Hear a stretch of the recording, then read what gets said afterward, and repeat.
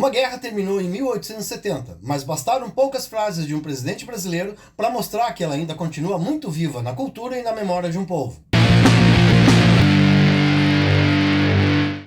Existe uma diferença entre conhecer a história e conhecer a memória da história. A primeira está nos livros, a segunda vive no coração de um povo. E foi exatamente essa diferença que transformou uma fala do presidente Lula em um desastre diplomático. Durante um discurso em julho de 2026, o presidente brasileiro Luiz Inácio Lula da Silva fez referência à Guerra do Paraguai, afirmando que o conflito começou quando o Paraguai decidiu invadir o Brasil, o Uruguai e a Argentina. Mas daqui não pode se esquecer que um belo dia o Paraguai resolveu invadir o Brasil. A declaração se baseava em um fato histórico. Em 1864, o governo de Francisco Solano Lopes iniciou uma ofensiva militar contra o Brasil e, posteriormente, contra a Argentina.